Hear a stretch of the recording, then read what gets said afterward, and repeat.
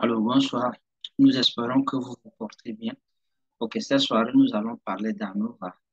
ANOVA, la définition d'ANOVA en anglais, c'est Analysis of Variance, donc analyse des variances.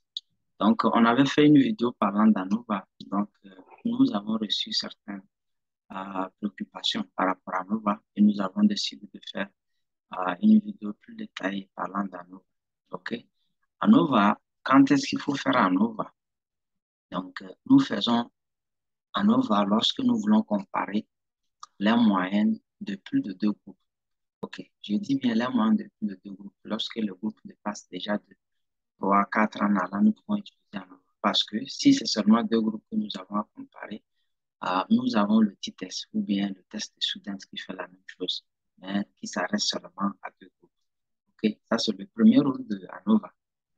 Le second rôle, c'est de pouvoir voir l'impact des catégories sur la variable dépendante. Donc, nous avons deux types d'ANOVA, ANOVA one-way ou bien ANOVA un seul facteur, ANOVA two-way ou bien ANOVA deux facteurs. Donc, la différence entre les deux, c'est le nombre de variables catégorielles qui s'ajoutent à la variable dépendante. Donc, avec ANOVA one-way, nous avons une seule variable catégorielle. ANOVA two-way, nous avons deux variables catégorielles. Donc, dans le premier exemple que nous allons donner ici, c'est ANOVA one-way seulement avec une seule variable catégorielle que nous allons appeler ANOVA one way ou ANOVA un seul facteur. Donc, on suppose qu'on a trois groupes, par exemple, et chaque groupe reçoit des salaires, c'est-à-dire les membres de chaque groupe reçoivent des salaires. Nous voulons voir, par exemple, la différence des moyennes entre les trois groupes. Est-ce que la moyenne des salaires du premier groupe sont égales aux moyennes des salaires du second groupe? Et c'est égal encore aux moyennes des salaires du troisième groupe. Donc, si nous voulons faire quelque chose comme ça, à ce moment, nous pouvons utiliser ANOVA ou ANOVA avec une seule variable catégorielle. Donc, cette variable catégorielle va regrouper maintenant les trois groupes, le groupe 1, le groupe 2, le groupe 3, ainsi que leur salaire pour pouvoir faire la comparaison. Donc, ici, la variable dépendante doit être quantitative, forcément. C'est les variables indépendantes qui sont des variables catégorielles, forcément aussi. Donc, l'exemple que nous sommes en train d'évoquer, nous avons le groupe 1, ils ont leur salaire, le groupe 2, ils ont leur salaire, le groupe 3, ils ont leur salaire. Mais pour pouvoir nous permettre d'utiliser ceci dans un logiciel donné, nous devrions regrouper tous les salaires d'un côté et tous les groupes d'un côté. Et comme vous pouvez toutefois voir ce qui se passe ici, c'est les salaires sont regroupés, les groupes sont regroupés ici. Si nous avons groupe 1, bon, ce tableau continue vers le bas. Et nous avons également le groupe T avec leur salaire, le groupe 3 avec leur salaire. Donc, cette variable catégorielle que nous appelons groupe, il y a l'option 1, l'option 2, le groupe 1, groupe 2, groupe 3. C'est ce qui fait de cette variable-là une variable catégorielle parce que nous avons des différentes catégories. OK? Donc, ici, par exemple, nous ne pouvons pas parler de ce groupe, nous ne pouvons pas appeler ce groupe, par exemple, par catégorie. En ce sens, c'est un seulement. Donc, c'est parce que nous avons regroupé tout le groupe en un seul groupe que nous appelons ça à variable catégorie. C'est-à-dire nous avons plusieurs catégories. OK. Donc, parlons maintenant de ANOVA 2 et ANOVA à deux facteurs. Nous avons une variable quantitative qui est la variable dépendante forcée et nous avons deux variables catégorielles qui sont des variables indépendantes forcées. Ces variables indépendantes. Okay. Donc, ici, par exemple, la différence entre ANOVA 1 et ANOVA 2, et comme je l'ai dit, c'est le nombre de variables catégorielles qui s'ajoutent. Donc, un cas, exemple, pour ANOVA 2, tout ou bien ANOVA 2 facteurs, vous pouvez voir, nous avons salaire, on a le groupe et nous avons le genre aussi. C'est-à-dire que le genre des membres du groupe 1, nous avons salaire, le groupe, le genre des membres du groupe 2. Nous avons salaire, groupe 3, les gens du groupe 3. Donc maintenant, pour pouvoir l'utiliser également dans un logiciel et pouvoir exécuter, nous allons utiliser, nous devrions avoir une variable dépendante qui est salaire et deux variables catégories groupées. Donc, il faudrait que les données se disposent de cette manière-là.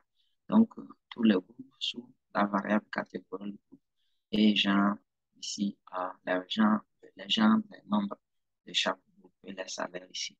Donc, s'il vous plaît, pour ceux qui ne sont pas encore abonnés, abonnez-vous à la chaîne.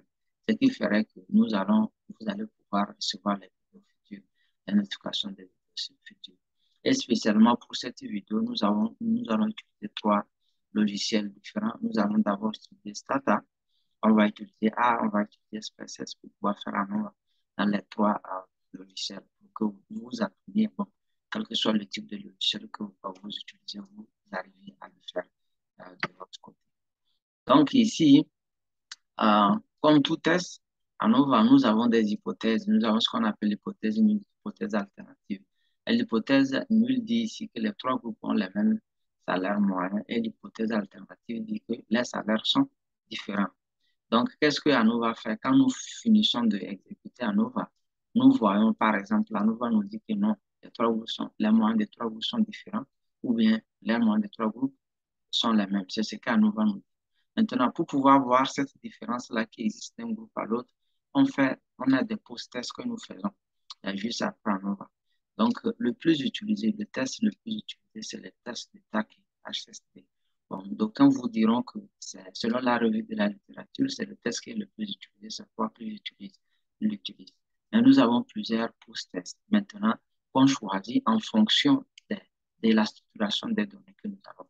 Donc, nous choisissons le test normalement en fonction des données que nous avons. On ne prend pas parce que bon, tout le monde utilise TAC et HCST, qu'on le prend pour pouvoir justifier la différence entre les groupes que nous avons, les rendez-vous que nous avons. Maintenant, quelles sont les conditions qui permettent d'utiliser le post-test ou bien le test après juste à ANOVA? Donc, c'est ce que nous allons voir ici, par exemple. D'abord, les données que vous avez, par exemple, si j'ai trois groupes, dans notre cas ici, groupe 1, groupe 2, groupe 3, je dois m'assurer, par exemple, que bon, un certain nombre de conditions sont utilisées. Et même si ces conditions ne sont pas utilisées, alors m'adapter à certains types de tests. La première des questions, c'était de me poser la question, est-ce que les variances des groupes sont les mêmes? Si oui, je vais ici, je me demande, est-ce que le nombre d'observations, par exemple le groupe 1, est-ce que le même nombre d'observations dans le groupe 1 est égal au même nombre d'observations dans le groupe 2? C'est égal encore au même nombre d'observations dans le groupe 3. Si oui, alors je peux faire mon TACI test, TACI HSD, ou bien je peux prendre le test REJWQ. Okay? Maintenant, si je me demande le nombre de variances, bon, là, les variances sont les mêmes parmi les groupes, oui. J'arrive ici, bon, je me demande le groupe que je veux comparer, par exemple, ils ont le même nombre d'observations et ça non. Et je vois, par exemple, que la différence n'est pas trop grande. Par exemple, au groupe 1, nous avons 6, au groupe 2, nous avons 7, au groupe 3, nous avons 7 encore. Alors, je peux utiliser Gabriel Test. Mais si je me rends compte que la différence est tellement grande, c'est-à-dire le groupe 1, 6 et le groupe 2, 20, le groupe 3, 50, quelque chose comme ça, la différence est tellement grande, alors j'utilise Hochberg et JT Test. Vous voyez? Donc, avant d'utiliser TACI-test, il faudrait que, bon, parmi les groupes, il y a égale variance et également le même nombre d'observations. Maintenant, si au premier abord, je me pose la question, est-ce que les variances sont les mêmes? Je dis non. Alors, je ne peux pas faire Gabriel, Hochberg, TACI. Je me contente maintenant des Gamers-Howell test. Normalement, c'est ça. Scientifiquement, c'est ce qu'il faut normalement suivre. Mais très souvent, les gens vont directement, quel que soit le nombre d'observations, quelles que soient les variances pour faire le TACI test. Donc, c'est ce que je voulais également souligner par rapport à ça. Donc, on revient à là où on était. On revient ici, par exemple. Donc, quand on finit de faire ce test-là, normalement, qu'est-ce qu'il faudra alors reporter comme résultat? Il y a une brève description de la variable dépendante qui est forcément quantitative, comme je le disais, et les variables indépendantes. Et maintenant, les valeurs de ANOVA, les valeurs que ANOVA nous donne avec le type correspondant et maintenant les résultats. Maintenant, il faut préciser ici, on fait le test. Quand on fait le test post-test, lorsque le résultat d'ANOVA est signifiant, c'est-à-dire la signifiance ici nous dit qu'il y a vraiment une différence. C'est en ce moment qu'on fait le post-test. Comme si la signifiance, par exemple, ce n'est pas signifiant, c'est-à-dire quand ce n'est pas signifiant, on échoue de rejeter l'hypothèse. On nous dit que tous les groupes, mais la moyenne de tous les groupes sont les mêmes.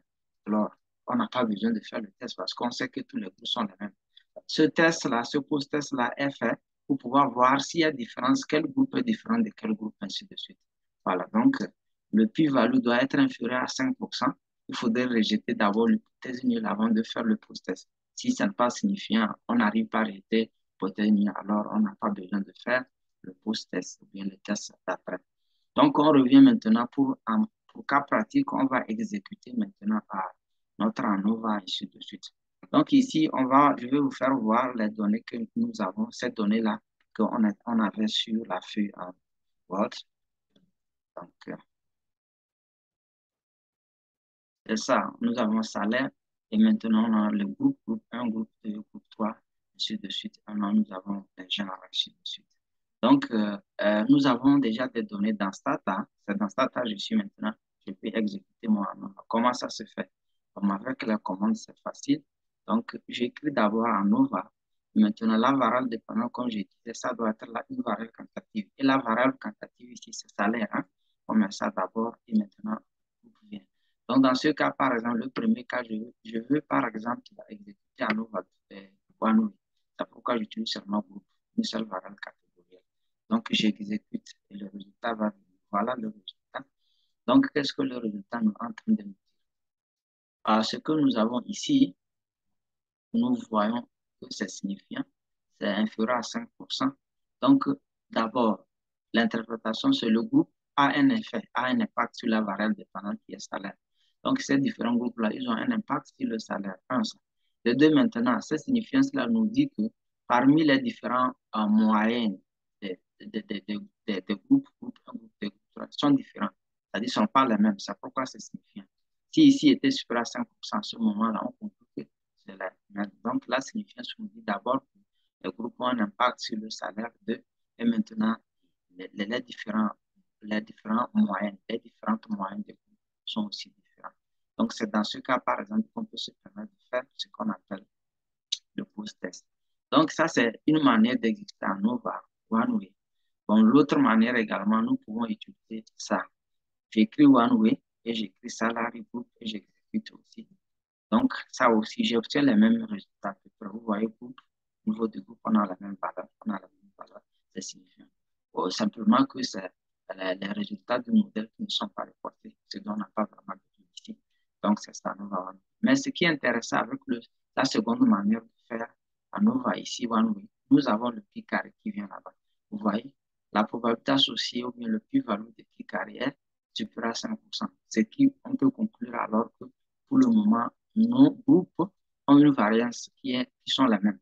Donc, ça nous indique maintenant, ça nous permet de nous diriger un peu et de nous indiquer le type de test, post-test que nous pouvons faire.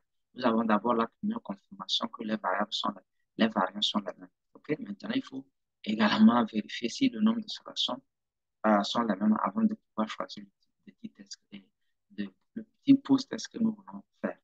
Donc, rappelons ici qu'on était en train de dire que si les variances sont les mêmes, on se retrouve ici pour se poser la question.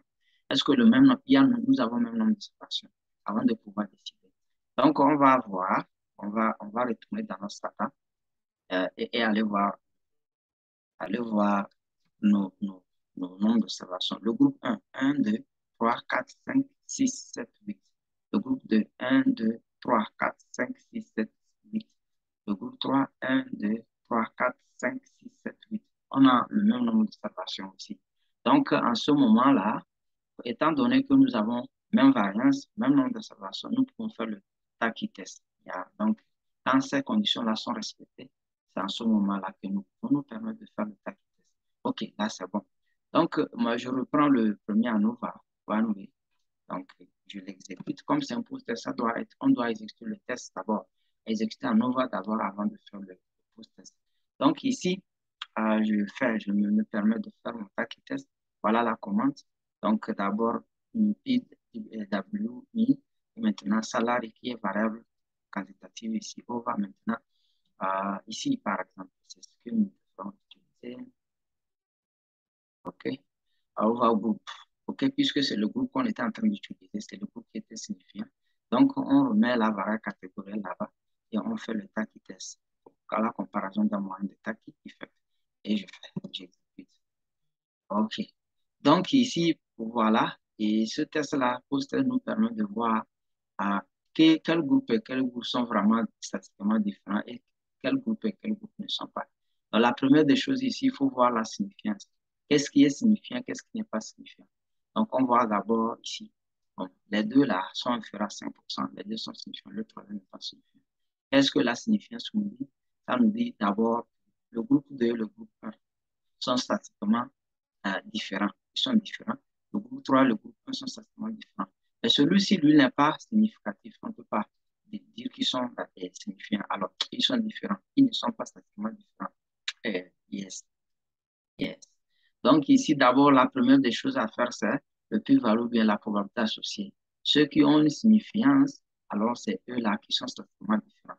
Voilà, c'est le rôle de post-test. C'est ce que le post-test nous permet de pouvoir dire. Et maintenant, ils sont strictement différents et voilà cette différence-là qui est donnée ici, entre les différents groupes. OK, le groupe, la moyenne du groupe 2 est différente de la moyenne du groupe 1. La moyenne du groupe 3 est différente de la moyenne du groupe 1. Et voilà la différence de cette moyenne-là. Donc, c'est ce que le poster nous permet de faire. Voilà. Donc, en poursuivant, ça, c'était un over one et two way, one way que nous avons fait comme ça, en over un seul facteur. Pour faire un over two way, qu'est-ce que nous faisons? C'est la même chose, c'est la même commande. Donc, nous reprenons ça. Simplement, comme on le disait depuis le début, pour faire un over two way, nous avons besoin de deux variables catégories. Ici, par exemple, le premier, la première variable catégorie se coupe et la deuxième variable catégorie se gendre. Et j'exécute aussi. Voilà, j'ai le résultat arrive. Donc, qu'est-ce que je peux remarquer ici?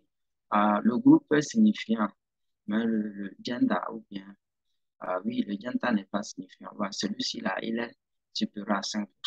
Qu'est-ce que cela voudrait dire ici? Le groupe a un impact sur le salaire. Bon, gender n'a pas, puisque ça n'est pas signifiant. Nous ne pouvons pas, ça n'est pas statistiquement signifiant. Et maintenant, ici, même pour faire étant donné que nous avons fait nos voitures, également, c'est la même commande pour faire le post-test.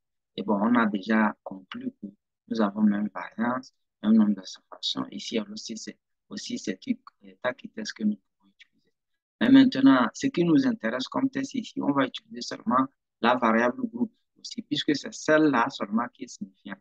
Donc, je disais que si on fait et ça n'est pas signifiant, quand à Nova, la variable catégorielle n'est pas signifiante, ça ne vaut pas la peine de faire le post-test pour ça. Parce que ça nous dit déjà que, qu'est-ce que cela voudrait dire que ça n'est pas signifiant? Ça nous dit qu'ici, il n'y a pas de différence statistique.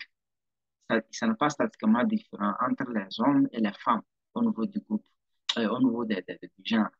OK? Puisque nous voulons voir est-ce que c'est statistiquement différent ou non. Et maintenant, genre, nous comprenons que nous avons seulement 1, 0, 1 pour les hommes, 0 pour les femmes. Donc, quand ça n'est pas signifiant, ça voudrait dire que quand ça n'est pas signifiant, c'est statistiquement signifiant. Le plus-value est supérieur à 5%. Ça voudrait dire que, bon, nous avons la même chose au niveau des hommes, c'est-à-dire que les hommes et les femmes sont les mêmes. OK? Dans ces cas, c'est signifiant. Maintenant, nous disons que les groupes, la moyenne des deux groupes là sont différents. Donc ici, nous pouvons dire que la moyenne des hommes et la moyenne des femmes sont statistiquement égales. C'est pourquoi ça n'est pas signifiant. Donc ça ne vaut pas la peine de faire le post-test pour gender. Ben, nous pouvons toutefois le faire, mais on remarque que ça va nous donner la même chose. Donc je continue. Pour faire le test, par exemple, alors ici, je prends cette variable-là qui est signifiante et je reprends. Voilà, c'est ce résultat-là qu'on vient d'avoir tout à l'heure. Puisque c'est le groupe qu'on avait également utilisé. Le groupe, la moyenne du groupe 2, là, le salaire du moyen du groupe 2 est différent du salaire du moyen du groupe 1.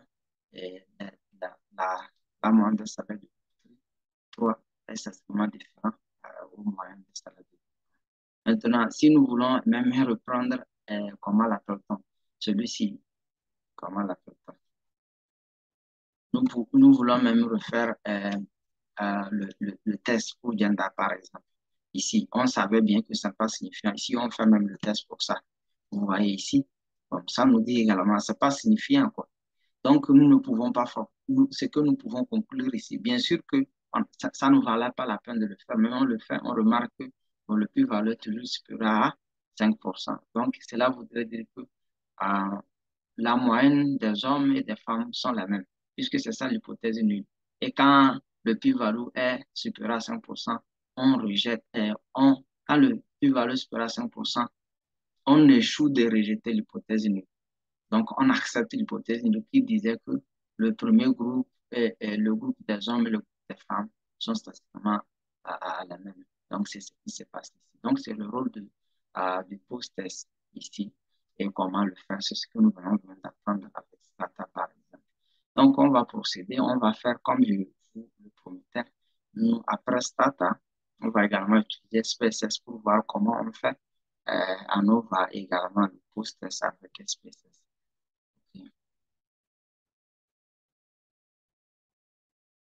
Ok, je suis maintenant sur SPSS. J'ai déjà mes données également là-bas.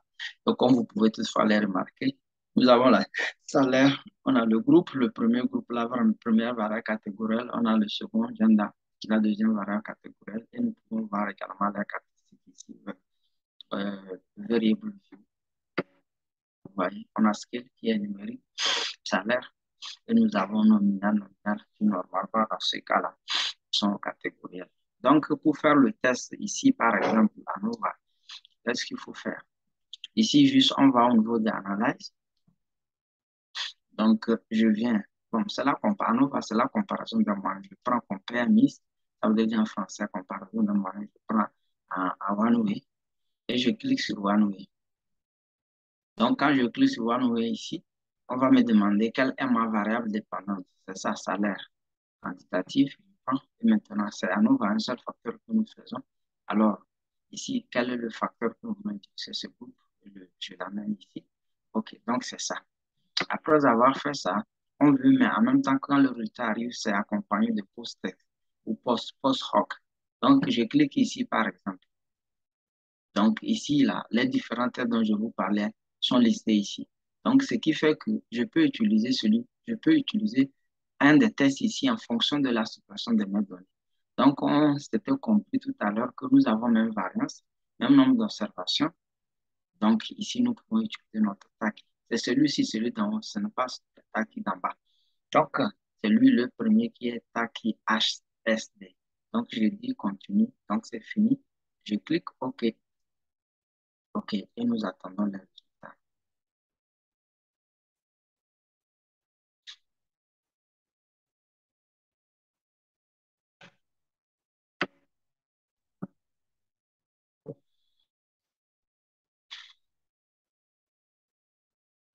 OK, les résultats sont là. Donc, comme vous pouvez toutefois voir ici, le résultat est là, le résultat d'ANOVA est là. Et maintenant, avec un accompagné en même temps le test d'après qui nous permet de ces différents, par exemple, ANOVA ici, comme je le disais, c'est signifiant. Voilà, celui-ci là, il est inférieur à 5%. C'est signifiant. Donc, le test aussi nous reporte les différences. Donc, ici, on nous dit que notre ANOVA, cela voudrait dire la différence ou bien la signifiance ici voudrait dire qu'il y a effectivement de la différence entre les moyennes que nous pouvons comparer. Donc, le post-test vient et nous donne des résumés. Par exemple, le groupe 1, le groupe 2 ici, signifiant, vous voyez, inférieur à 5%. C'est la même conclusion qu'on a donnée dans Stata. Ici aussi, c'est inférieur à 5%. Le groupe 1, le groupe 3. Donc, c'est signifiant. Maintenant, ici, le groupe 2, le groupe 1, toujours signifiant. C'est ça la même chose. 1, 2, 2, 1, c'est la même chose, c'est signifiant. Mais le groupe 2, le groupe 3, bon, ne sont pas signifiants. C'est-à-dire, je voudrais dire que la moyenne du groupe 2 et la moyenne du groupe 3 ne sont pas statistiquement différents. Ils sont les mêmes. Donc, vous voyez ici, c'est la signifiance ou bien la probabilité associée qui nous donne, qui nous permet de le dire. Ici, vous voyez que ça, c'est supérieur à 5%, pas signifiant. On reprend la même chose. Le groupe 3, le groupe 1, ici, sont signifiants. C'est la même chose qu'on avait dit 1 et 3. Voilà. Ici, à ce niveau 3 et 2, comme 2 et 3, bon, ça n'est pas signifiant parce que c'est supérieur à 5%. Donc, voilà, nous avons les mêmes résultats ici aussi, simplement que c'est la situation, la manière dont les résultats sont structurés qui sont différents. Voilà, donc c'est ce que nous avons toujours l'habitude de dire. Avec tous ces logiciels, nous avons la même chose qui arrive comme résultat en termes de nombre, mais c'est la structuration. Bien sûr que pour reporter les résultats, il y a une manière également de reporter les résultats. C'est pourquoi, quel que soit le type de logiciel que vous utilisez, bon, ce que vous connaissez, à nouveau, va vous donner les mêmes résultats. Donc, ça, c'est ça, comment ça se fait au niveau de SPSS. Donc, maintenant, on va faire également la même chose au niveau de A. Et nous allons voir ce qui se passe là. OK, nous sommes là, je suis sur A, comme ça. J'ai shifté ou bien j'ai fait le mouvement sur A.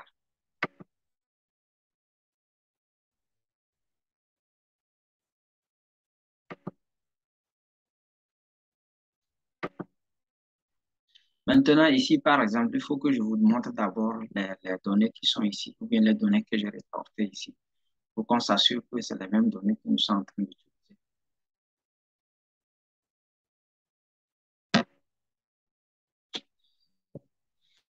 Non, du temps, ça va.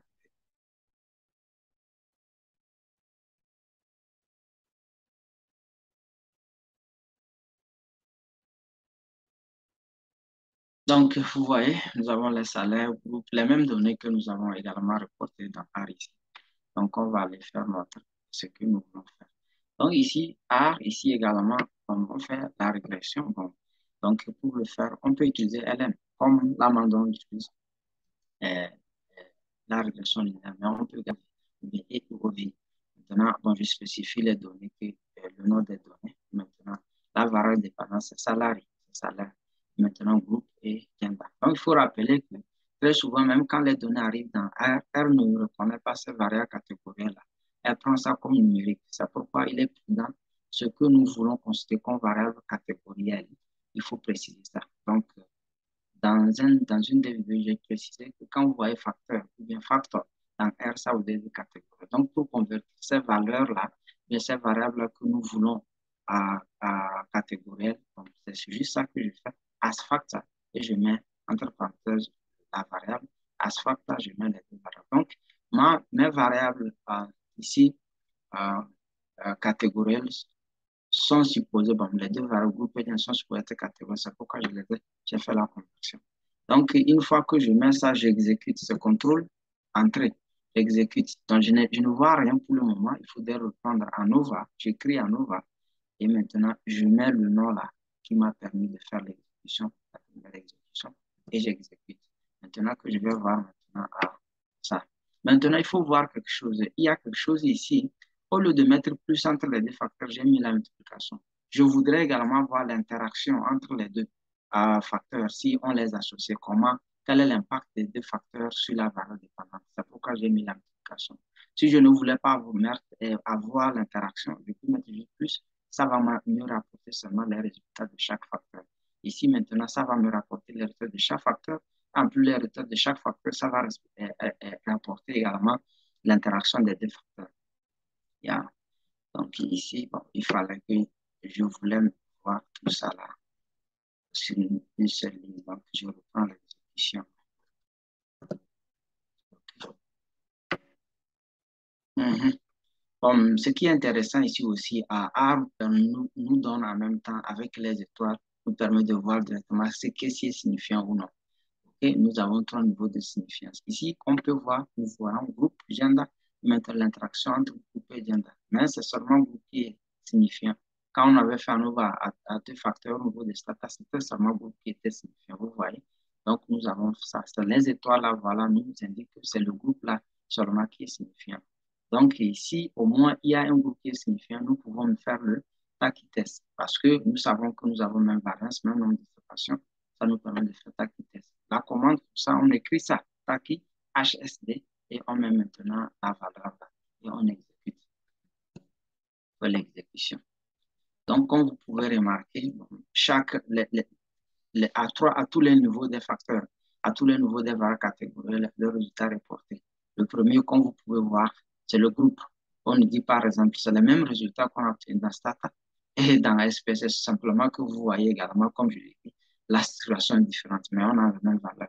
Voilà, le groupe 2 et le groupe 1 sont signifiants. Voyez l'air plus-value. Celui-ci là est inférieur à 5%. Le groupe 3 et le groupe 1 sont signifiants. Voyez l'air plus-value inférieur à 5%. OK? Donc ici, la signifiance, comme je le rappelais, quand c'est signifiant, ça voudrait dire que les deux groupes-là, celui-ci et celui-ci, sont statistiquement différents. Celui-ci et celui-ci, la moyenne du groupe 2, la moyenne du groupe 2 est statistiquement différente de la moyenne du groupe 1. OK, la moyenne des salaires du groupe 3 est statistiquement différente de la moyenne des salaires du groupe 1. Mais celui-ci, le dernier, il n'est pas signifiant. Cela voudrait dire que bon, ça n'est pas statistiquement différent. Donc, ici, voilà, c'est ce que le post-test nous permet de reporter. Maintenant, le genre, bien sûr que ce n'était pas signifiant. On peut toutefois le voir, le plus-value également supérieur à 5%. Mais ça nous rapporte ça quand même.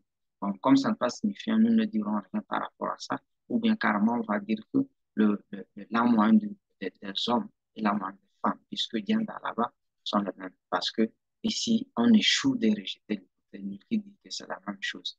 Et maintenant, ici, l'interaction des deux, ici, ce qui vient, parce que nous avons les deux qu'on a dans l'interaction. Donc, c'est ça. Nous espérons que cette vidéo va beaucoup vous aider. Mais surtout, rappelez-vous de vous abonner à la chaîne pour ne pas rater les vidéos futures. Et également donner en commentaire ce que vous voulez qu'on apprenne prochainement. Donc, merci beaucoup. On a appris comment exécuter ANOVA avec 3 logiciels et comment également faire euh, les post-tests pour vraiment vérifier ces différences-là qui existent. Merci beaucoup. Bonne soirée chez vous.